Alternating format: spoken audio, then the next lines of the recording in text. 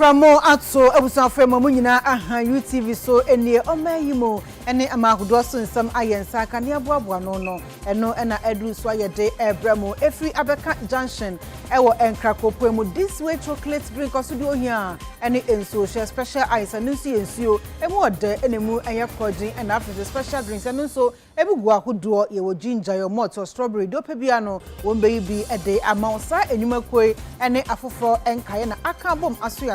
ayede prem to breka seboy ebremo na kasebo no de ebedimu akotini bi enie Ghana ene Japan mano edwonsa ahyenkrate enkrata entiase apam asia eno bokwan ato honom ama womatumi ato adwen afa human resource development project ehunu tanso ena chief of staff a woni ma mefrema akosua opare wakasa ediato public utility regulatory commission for enim se ni die mada womomodin so betumi ni hye bi egu akwan so na ensuo ni kanea ebo no wonom amano ayefo kakra kanta yensuo ayekro eastern region poemantem enewo ehonom ehemfo akasa ediato dwa se niema hudu etumi boa ema abrabo eye nikan contemporary so no dodo no awo ho munimu akonya no nti osre empanyifo se ni die mu ada wonhwe endombo awo no awusafo wei ane ensembia ebi account na editie na edihwe ene aso no sokrojia ede ebramo ewo UTV so ewo enkran abeka junction Midday ade Afia Adutwumwaa Morosa me ena prem to breka se bon Midday ebramo afe emu ensem ankasa enie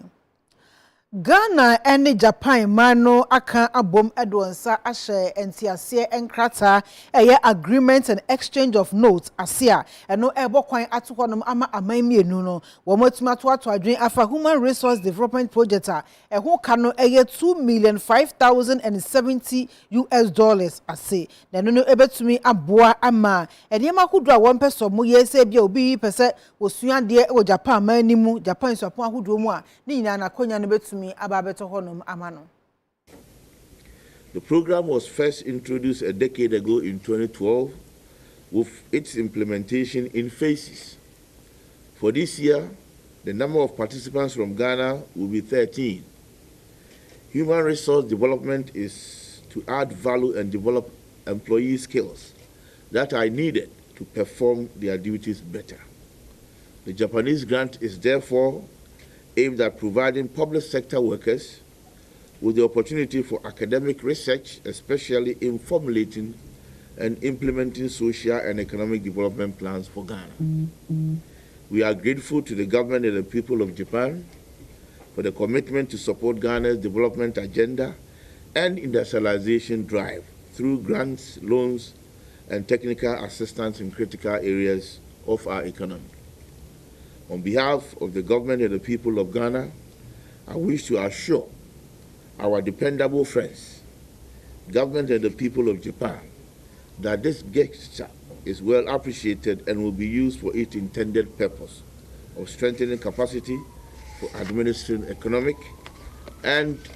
social policies. Over the years, there have been some returnees of the program who came back to Ghana with developed minds and great motivation, and continue to have a tremendous impact on the social and economic activities of Ghana. The signing of today's exchange of notes reflects Japan's adherence to the JDS program and the determination to continue promoting capacity development in Ghana.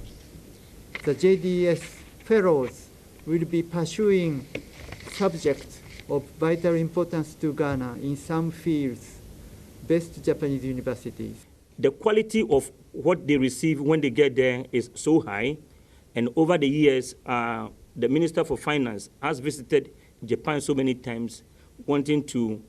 have the number increase from the current 13 to about 20. Previously, it was 10. And when that effort yielded 3 additional ones, including a PhD, which was previously not part of it. And since 2020, the number has been 13, which is quite appreciable, but we need more. So my minister has asked me to put it before ambassador that we need more, because the program has been very beneficial to the country. Most of the people are influencing policy formulation. They've been impacting the development of the economy very positively. And for that matter, we need more. So on that note, we want to say a big thank you to you for this gesture, which is going to go all the way to enhance what you have provided us in the past.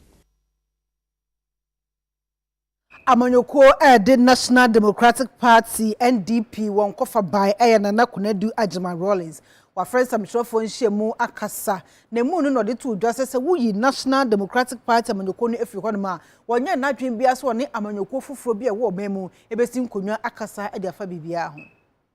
Nana Kunedu Ajimai Rawlings na oyehokani edima omampanyi dada JJ Rawlings awanya ni baby kro wone ni mienu ne kabo mu eti NDC amayoko no na bibi nti wote ne ho efiri amayoko NDC ho ekote ne dia eno ye NDP a oye Frank Kreni edima amayoko no na ebra omampanyi dada JJ ekọ ne krechi no enkrofo kekase Nana Kunedu Ajimai Rawlings edi ne ho asan akọ NDC amayoko ni biem we ena wa friend central fonhie mu ache mu edi atudwa se enye no kreda se wono enna manyuku no edi ne ho ekwa akobo NDC amayuku no omugina brane se NDP amayuku. But there's so many rumors going around about a whole lot of issues. We've had discussions ourselves, the Secretary General, the chairperson of the party, all the executives. We've had meetings. And we have just decided that we are not going to glorify rumors. We are not going to glorify rumors, encourage it in a way that will make meaningful sense to anything that is on a or based on rumors at all. The Secretary General, Alhaji Frimpong, has actually, in a lot of ways, informed all of you that those rumors must stop and are not true. He's done his best to, cushion the rest of us who didn't have to face anybody else. He literally dealt with all the reckless rumors that were going on. I don't know what people get out of fabricating stories. You put it on radio, on social media, and this and that. I asked myself, at the time when we didn't have this, were we better people? We were better people. Now there's the opportunity for people who had never seen a phone in their homes or even their offices to have one in their hands. And they misuse it in a way that creates so many problems. The phone can cause a war in a country. Some of us are too old to be running, so what would we do? I may not be old, but I am old. In as much as the leadership of the party is trying to stop the rumors, you all must help to stop these rumors. I'm not going to repeat things that have been said. It's not necessary, because if I repeat it, I am actually glorifying the rumor. So I'm not going to repeat any of them. But it's important that anytime you are not sure of something, please check. Check with the authorities.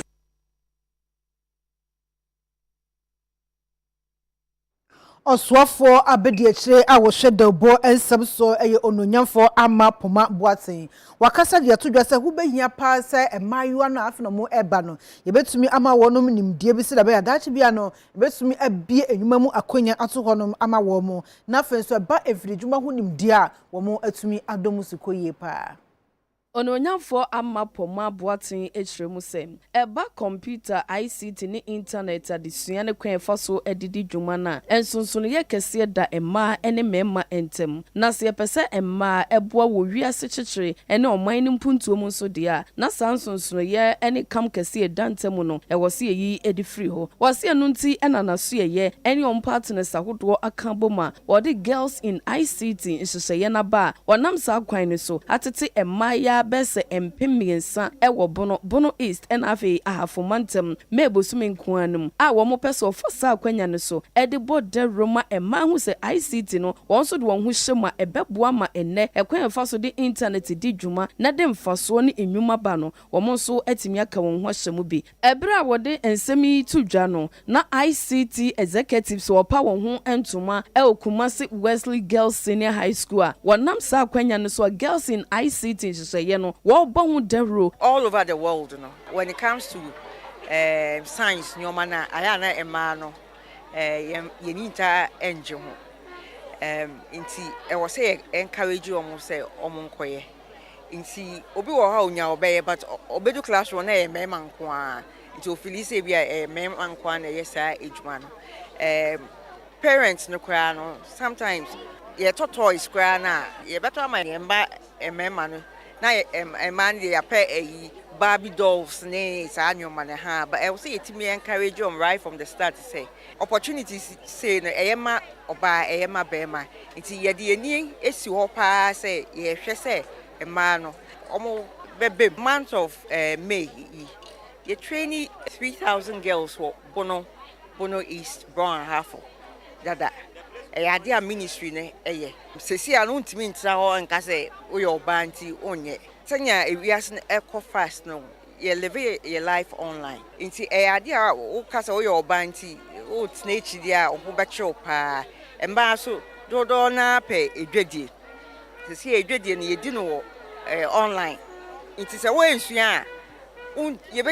Headmistress at the Kumasi Wesley Girls Senior High School, Very Reverend Monica Efrifa, and so they say at UTV Kasiabo any. Ye baby a corner, ye person ye teaching collab bebre, Maya bebre, no more ICT no. Ne mom no your computer lab, what share your bosse, what the computers ni be beba. Sebia ye rema nipa bebre no. Benya access to the computer na my Nigeria payo. Say ICT or me esfie betimi solve most problems e wo adesua.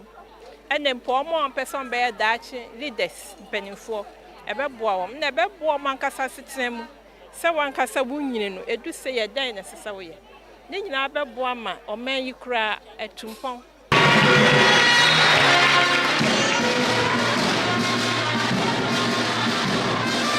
Yetwa Kasiabonu so Renal Ghana Foundation one and Ghana National Education Campaign Coalition and Afia Ghana Education Service Girls Directorate no aka abom ama afi menstrual hygiene day no wonom ahye ho efa ni nyina ne se wo mu ede adesua mu do kyerkyere mayo ne se de be abosome bia du na so mu ebu omu nsa wo betumi ede ahonidie kwan so ebu omu nsa kama kama na no nso ankofa yare foforo bia amre wonom na no anoma no ko benkrom de sede to abanim se eni die mada pade a madi siesie ho bosome bia no se nke be yanka eto da so ye ohamu nchemu adun 20% no wonhwe na wonyi free ho no ye organizations a yashia ho nyina no de antia de ye kasesia ni se ye bo aban kokko se nsema ye bo aban kokko se nsema ye ka de bia no se sia sanitary pad no udi menstrual product eba oman we mu a ye charge you 20% import tax any 12.5% VAT ewo sanitary pad so na prior to 2020 elections no Dr. Baumia your vice president Muka but up to now still our sesi aminu ukasai cost of sanitary pad no equal to a liter of fuel which is about 9 cedis or 10 cedis and sesi anu wa baby I was sesi ai omo amu ha kra no omo nya na easy ye nyina ye wa ha no wo ye obi a wo maame wo yire wo abayo a wo ye oba ese nyina ye kabom the we are obia sorry tia say yempe LGBT or my way mu me expect say asofofo ni imam fo ni obia headmaster obia and sorry then na yen kambom enye ntokwa na eni aban enku ye nkola ni bebre wo hono ma bebi omo free ba no sika eni honom enti no empren bebre no ebi mu kra use ahaban ebi mu use cement papers ni ade and ye nim say health wise no enye hygienic emma omo because ye nim say vaginal canal no it's open enye enclosed area enti the slightest way omo be ye no they are prone to infections, candida and other STIs. Until na ye encourage you almost say we are in the 21st century, so they should be able to get access to what sanitary pads. And until na ende ya ba say ye be check sanitary pads am almost say they can also be confident in themselves. And say unye janima obi wo fie. Ebi mu wo ha ye pam omu fie ankasa mu koda bonti. Ebi mu nso ye say menya janima fie for no mundi ena bum so akenkan achi enkwala no mo adwen se o ubu se ma gise wo di brema da ansa na yaw no ebekọ ana ebetwa enti ye pese enkwala no mo yentiti omo no mo ho anukre na wo mu no se na ebe ya omo nye no omo so daachi no ombe kasa ama omo ba na nkwala omo so omo ba se na ombe ya ombe bob abrapa. Today I learned that when we are in our messes, we should not use tiro or yes, we should not use tiro, but we should use the pad or a cloth. But before we use a cloth, we should wash it and it should be neat, and we should always dry it on the sun.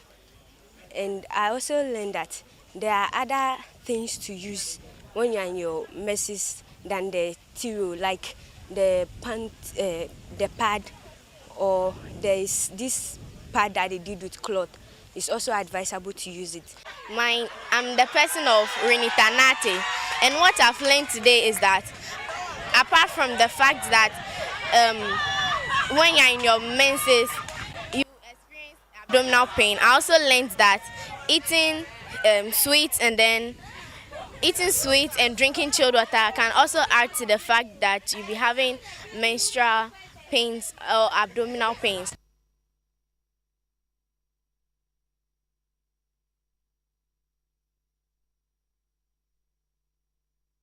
Awusanfo ye kwa ahomane so ne Professor Kwame Ajenim Boatin abo enkomo kakra na Professor Kwame Ajenim Boatin Faculty of Law, Governance and International Relations King's University College ye no ebo enkomo na nyina ne say so manfo di wani anampo wonom ahwe TV ene radio mutatieti nansen a wo mbehu say fix the country Wamu convener bako anedin Eddie Oliver Baka Vomawo. Encha ye ena ye di tu dwase anampo empanyifo di tu dwase ensem bi okeka ye no aso nyaku a obeye. Enu nti wonom eche ne me kowi ase ma ne bill. Na nanompo ye se wonam kwan so ekokoto. Traffic mra wansan eniso amayasan ache no. Na no ena British High Commissioner anedin Eddie Harriet Thompson. Wono akotwete. Ama ekowi aso di tu dwase Chiayachi abrantie Oliver Biemu no odani edi akire no hwe baabi a ebesi akwakọ wie na eno na IGP anye ne de papa ama ono nso otwe ne paper ene ne pen no ensebisa be se dunum a no oden pa na watoto ni nada ama maame ne se ne be ya nka onyi ano anapọ nwere ho no hwesa asem a odi tu dwa no ko yie dia na wei ene binum ede ato dwa se maame no edi nka no wa anye ne yie na ka wo asembisa bi kura wo baka ni chie no ho a wo senkoko asoye a ehwe wo mayi amono ne ensem so foreign affairs ministry no de kwato wo manim ebi nso si IGP ase wa pre no ho de best 15 questions atodwa no ntenye diplomatic enu nti ni afra Professor Kwame Ajenim Boatin yesanse wono de eba international relations a wa bini mu yie na yemusa ne se wo mienu no IGP ne Maame Thompson wan na anya de na osenka eyesei Papa, UTV from Turaka Sebosuni, my hand. Benaba Afia Adutwumwaa, Medas Bebre. We know what chiri intimate to what some near Cassie, but me follow no kakra. Okay. Now, Boko dear. Afa IGP ne High Commissioner Free UK no. Okay. Hello, Prof. Woman Mojidi say, and yes, and her commissioner no oka asemaye so kana ko fa baby no enye ne kwanso no IGP sorry her commissioner no nia obehu bia nia owo interested wom bia no obetumi aka na mom se obi ayesenka offer fechire isemu asem no eye government no na enye IGP nye diplomat Ministry of Foreign Affairs any staff wo ho no wo mu na betumi abisa nsem eno kura no they can call the High Commissioner na wo mu aba wo office no mo ni na toto nsem ho ne ade so we say we a diplomat and as we High Commissioner na ambassador wo obi aso a niam wo ho a kosu no utumi ka ho asem enti the idea say owoni ni fi asem no menyi ni say sen ka ebem kura enye sen ka ebem every say ye wo ha na me wo US kura na ye president Nana Akufo-Addo oye aye Florida ye kun wo America oye aye wo Ghana obi betina bisa say okobisa even American ambassador wo ha kura ansa na oye na ye na today so enti in terms of international relations, yes, ubetumi ya kasem. Nemo sebeya enkosro no, escalate no. Sa sembi ohono obi ntiasi ya, ubetumi ya fa mfechire closed door diplomacy. Ubetumi ya shia no mwaka huwa semsa. Na adia bapo ane makasa hon kakra. Na bapo amenyanka yeni se. The idea sa womoma IGP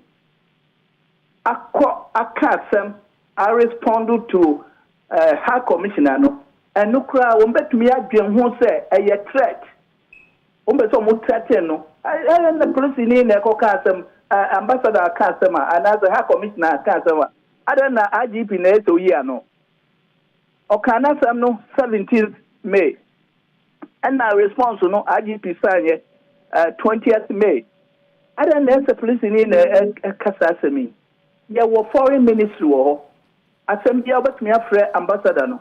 even so kasukura obetumi afre what contacted government where the High Commissioner and as ambassador no free woni krom so unti anu bia na esen ko mo ye na nyese wo mo yese ne abesi Britain ye nim se wo mo boaye loan ana se aid ne nema pi wo mo de ba na ambassador na wo ha no ana obe present na ade a wo mbeka je ne se oni ni fi asem Sagana for Beji. And to be a Kosua, a yes or Kahuasembino. Obia wo kwa Ghana High Commissioner wo London, bet me a castle. Say UK government don't really say Waka assembly so year no freno. And yeah give and take. And a BBA we are no or Kotu, meaning so Kotu 1961 law near treaty. Yes. Then so treaty biano we have a system no a dynamic economy formally na ECOWAS here no near wo near maybe a friend is a non-intervention in another country's issues. But ina bibi ba yetumi the change, especially involve human rights. It will be the na ye intervene. And the many is no have ni bia so response no mom na majority say a hacker say change asema High Commissioner no kaya. Okay. Papa enyambia unse Oliver yesina or drive akọ courts na traffic mran when su na nam so ma police for che no. And he's not the only person traffic regulations wabu so a ya che no. Mekai na center mo ministers ni MPB su kra no traffic offense ya na GP chase wo mo ni ade a na adentina no de Mame Thompson amekasa ho na Oliver de obekasa ho edenti ufi se denti na ma na basa ana se okita British passport ni nti ana okọ school ho nti ana menu aba me dase mejiri se enoka ho ana se owo me full particulars about him na se okita British passport no so ka ho nti na ema yi High Commissioner no kam ho asem no yes enye nneɛma no nyinaa na obetumi aka ho nsɛm na mmom obi a wɔ hɔ a ɔbɛpiki bibi na watwusu nea ɔpɛ sɛ ɔka no so na sese ya nkasa no nea ɛha kɛse ni sɛ me madwene nea ɛha kɛse ni sɛ asɛmoi enye senka ɛkɔ baabi a enye senka response kura ba te sɛ nea maame na aka yɛ no sɛ ɔtɔte yɛ endi onim so obi a bɛ respond kura so na nneɛma ehia kɛse ni sɛ wote hɔ baabi a wonya nneɛma bi free baabi a ɔmoboa ne ade no wopɛ sɛ woyɛ biribi na wokyerɛ sɛ okay waka wɔ nti me no nyɛ sɛ ya ɛyɛ sɛ wo sɛ wode biribi yɛ ayi I mean woka asɛm tia British High Commissioner enipa pii wɔ America government behu sɛ ne obesi ayɛ no Canadian government European countries ne ade enu nyina be nya nsunsanso wɔ Ghana so enti sɛ bibi sisa ɛyɛ sɛ yɛto yɛ bomom na yɛhwɛ kwanya yɛbɛfa so a yɛbɛtumi ya respond so ho nti obi a baabi a wo no diplomacy no ɛyɛ sɛ yɛhwɛ kwan bɛn so na ɛsi yɛde fa so ho na nyɛ sɛ wo sɔre a asɛm bi a wo so me react me ka wei na so hu sɛ nea ɔkɔka ne nso ɔno nso hia abrɔfo ne yɛ ne wɔn dili no possible ni odwene nsɛm huro ho pii anu bi na medical aka no sɛ the idea sɛ IGP kura na respond to that tweet no wo mu betumi adwene nsɛm pii me nwene ma wo but me ni wo matena bro kira ko 40 years me ni wo ma ko school a kire wo ma de bebre so nti wo betumi adwene sɛ hey wo pɛ sɛ o kyerɛ sɛ wo hurahura ya na ana wo pɛ sɛ o kyerɛ sɛ ye High Commissioner na sɛ broni bi afra brochire ba sisi a omo nka bi na nsan ya US State Department din sem who bebre ba ye Mr. Ajani mi tawano hello what you have been saying and I'm saying yes obi ehu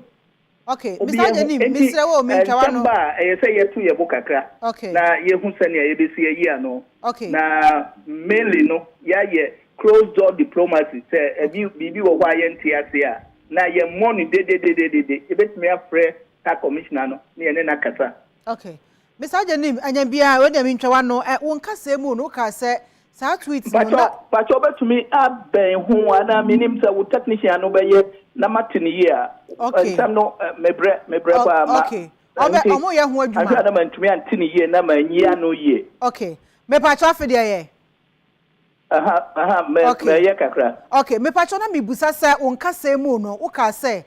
sa tweet no na ni kwan se IGP mpo na respond na was ma foreign affairs for na eyi ano na susu one pass nyambia ye nuanom Ghana for makopie amononi so mo ba Ghana ha na the same offense post for eche wo mo a eno no se bibi sa akoba bie mu a eni kwan se post for na respond ana no so was IGP kana no tuma foreign affairs for na be yi ano so we den ka police asemo wana yo menua ba Afia Adutwumwaa medase bebre enye asema involve High Commissioner no meaning is the police no or yeah part of the government enti ye wo foreign minister ye was spokesperson in foreign ministry me gidi so mu kan ya nke ye better can say police and the police so say ye mu PRO kra so na kan ya ka me gidi say no so kra ye kakra say IGP ankasa kokan womo hu ni say because of respect o womo betumi hu ni say because of a threat wo be say mo police pani be kasa na jeze onyia no na jeze ono wotumi na police ni ntumi nye High Commissioner no bibia emra wo ho so enti me madwimo ye entwaye sanka madam Botwe ana oma ni spokesperson ana so no ankasa kasa wo ho enye se me nim so mo committee e say tweet no ye 17th ana response no ye 20th enti me nim nia eba o mo discussions no mo ga say o IGP na e so kan me nim me ya me no mo na agent but me no diplomatically no na America no say ye police PRO kra enke no ye wo mbeto no down kakra say IGP ankasa okasa no but ni am ka me prefer ni say yes foreign ministry say nyem foreign minister no nko a no kura mpo a nka di PRO ana eso oka ho asem nti na chese kakra metumi aka fa ho no ora ajani mboatin ye beda asopapa no nchechire mu yo medase bebre menu aba Afia Adutwumwaa yakobon hira mo bebre na o mama kokodro na monye adwuma no ma ye nyina Ghana fo medase bebre nyame hira mo onyame so enhira won so abusan for Professor Kwame Ajani Mboatin, Faculty of Law, Governance and International Relations at King's University College ahonom na owo ye to akase bono eso yanya ntia se enipa be se enan bi akọ ho abom de atodwa se enema bi ekoso anti ase nhe da enimanu nti wono bete wo agumonten so na afi wonom ayoye kire na saafo ene okatachie afifa mensa Captain Gosbrain Smith and afi Benjamin Dakun Oliver Baka vomawo ono so eka ho bi enam so wom de atodwa se sa oye kire mba abeye no womo de nafua mbaako miensa 3 days ene esi hwa womo de ebabeye wombe sha se June de toso 9 na o chese womo pesa apostifo na ebe womo ho ban wom pesa private security company abambofo a womo nsha abanse ena womo bebe womo ho ban wa bra womo yesa demonstration na mpo ye hwere no na womo ye oye hwere no ene abambofo nyina no wombe boa womo ho ene weapons etuo ene nema kodo a eja akun bi ba won betimi da bo mo ban armed and weapons na de nyina no won betumi ade bi ahso mo ho mo ni abambofo ni nyina na no anom de tu dwa se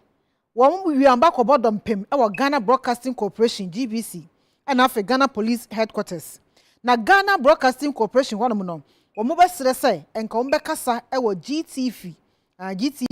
afidie no so TV no so na afidie nti a womo ye oye kire no womo de ho nsem nyina atodwa na no na Accra Regional Police Command na no kwesi ada Midday toso aduonu en kono no womo de tu dwa se womo nsa kansa notice no na womo de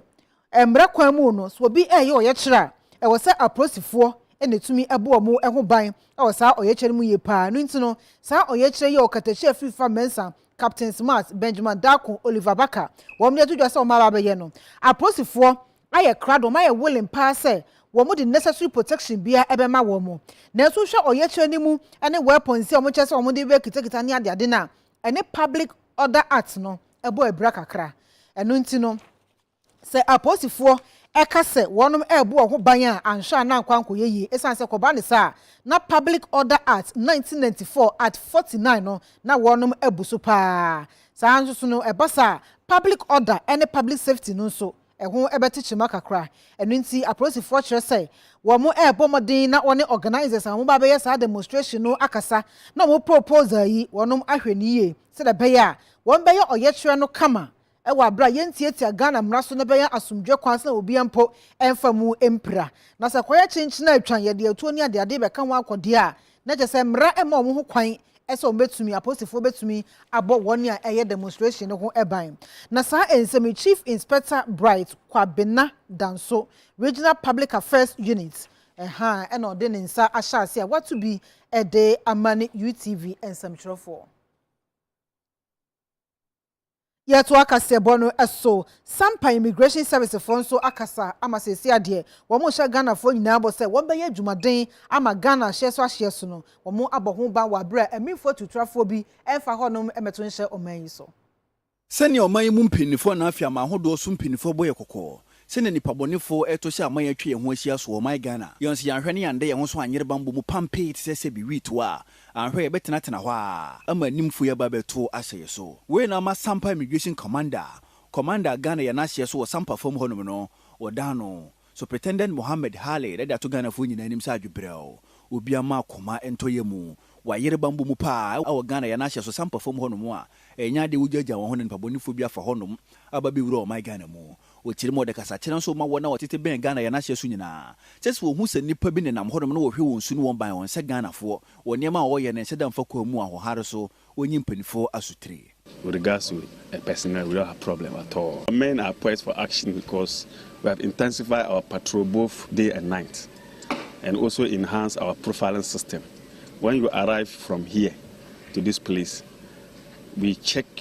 details, either your passport, your ID card, before we're allowed to go in. And wherever you are going, we make sure we get appropriate addresses, because maybe in case of anything, you can be traced. So we normally insist on traceable addressing this before we allow the person to go. And we also, Mondays, we use opportunities, because Monday being a market day for Sampa, we use the opportunity to sensitize and educate the border residents, but always they come in and go. So we now even documented almost all the border residents. So we have enough men here. So we don't have any problem with regards to the securing the border. Commander Kasa actually no o so fa wono na bono mantam no wada no Justina wo su bana hene enso de to Ghana fo nyina anim. Se ba bibia obibia wono titiriw no wona wo Sampa. So mo hu se nipa bia bawura na wo hwe saafo no ne ye din. Na wo hwe se na osi ye wona ma sifa no nya boni obedi a. E ma won tena won to so wonya bambofo so tiri. Minim se ye ne avorious e boss ye na mbom e fa ye busuafo. Esan se afuo bi wo ho no mo a fa e wo Ghana ne fa wo France. Abusuane bi wo ha, abusuane bi wo no ho a. Amamra ne afahye bi wo kra no mo edibo mu. Na so so tara bi a ye te kro mu yi. Ho bi simu na ahwe ne yobia hwe ne su ne ban ne kasa ne na ho fa de kra tu se nipa ya okoye yi akoye bibi ho. Iti de ye kan say see something, say something. So who so nipa bi ne nam kra yi mu ana wo mpota mu hono mu ana bi asona na kuom na hwe ne yobia na nema bi na hwe na se ne ye de no akoye bibi ho a. Chi onipa wo ben no adwen si so. Say your police na ba na ayo say unit committee member say honorable chairman no say MMDC is in mpanyimfo nyina bi ana otwo adwen si so a ye ntwe adwen si so ni ye mpani papro na hwe say ye hwe na say won ye ya bra bo no ne ye Ghana mamra no anya yi a ye na ma police fo mpanyimfo abe e ono ne de ko na ne kwakra mu no e na oman he na suma na nanom atena nkonyo da no wode no ho Dr. Afram Brimpoto so miensa enso de to abanyanim so obe yo manche kire kasa kire entri Ghana ni bia asum emfa nipa bonfo se ma ye terrorism ehu na fensa bambofo obo Ghana ya na hye so ban no akade obehia no wondwumadi atima wie mu de no onfa ndomo ye wo boda so ntino se be friko divu na be ewura ma e easy the sense ye boda no very porous and na de to a e ma na ye hu ne se yen bin Ghana be konvu Cote d'Ivoire ni bin so bo Cote d'Ivoire be bamvu o Ghana ndi se nipa bone ni oro uram na oro bamvu ma wontin ka jere wa man ma bi do konvu ma wure fa ai national ID card bra ana fa passport bra enu nti yenim se ebe ma bambofo a be wo mantamu ha no pressure be da be so nti se ho ma yehu se de yebesi yakwa na be fa so ya boye ho bane a ye betimi ya tu ya de hye no fo na sa akwa no so no baboa security for no na adwuma no aye kama isan say ye no be boy ho ba na say ya ba wa be boy ho ba no unnim ne ewo ma na che say wo moa so no em say ewie nsipi. Chief of Staff awone mame frema akosua opare akasa and that said there at a Public Utility Regulatory Commission panyifo nim say ni de ma da won hwe no fa osompa emu do ema Ghana fo na ebreko no anso no wo ma ensuo ene enkane ambo enkofom kakra.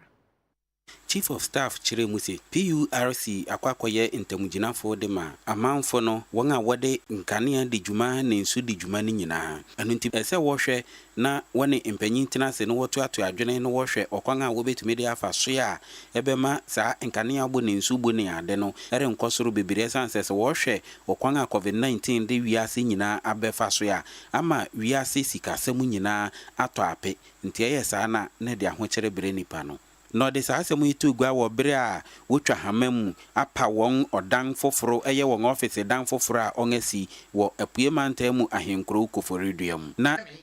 on the global economy and our own economy back here in Ghana. It is equally important for the PURC to mainstream sustainable measures targeted at making tariffs more affordable to its stakeholders, mindful of the quality of service provided and the current global economic conditions. The decentralization policy of PURC, which is implemented through the establishment of regional offices, is a commendable one. Executive Secretary Dema PURC Onunyanfo Dr. Ishmael Aka and so the nano December 2 gwa was ejumadi ase. We are happy for a number of reasons. One, for the first time, PURC has built its own office from its own resources. The mandate of the PURC is to balance the interests of utilities and consumers. In fact, for some time, PURC has been associated with tariffs to the extent that the Reverend Minister even has to bring it in a prayer. But we are evolving in the sense that we are investing in systems, monitoring systems. We are investing in our capacity. We are investing in infrastructure. And we are doing all this so that we will ensure that utilities are efficient. They operate efficiently and do not pass on costs that are not justified, costs that are not prudent, and waste to consumers.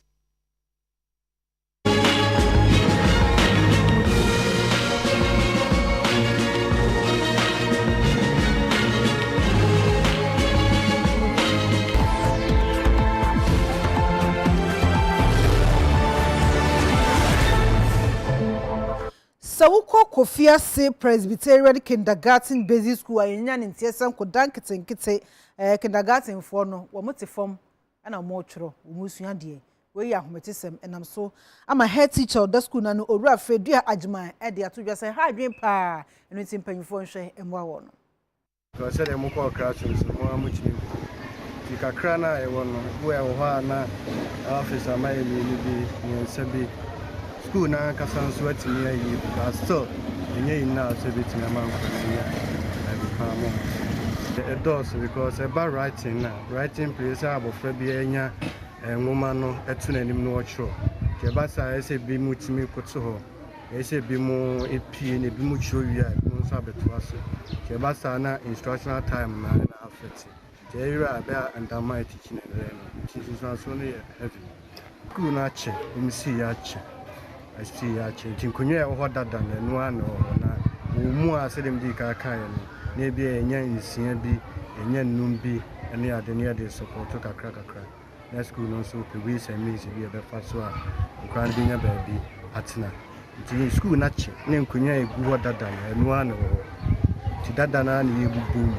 nyamenu bi ane ade afa school no so ho ode kakra bi timi na materials na America no ni say baby an kunya na nkura na de wo writing material na beto no ay issue because nkunya na nso nkura no the writing materials ni bi odo say mo friend parents atam but nam say furniture no nye enough sufficient for the people in the classroom the basa na is difficult for them to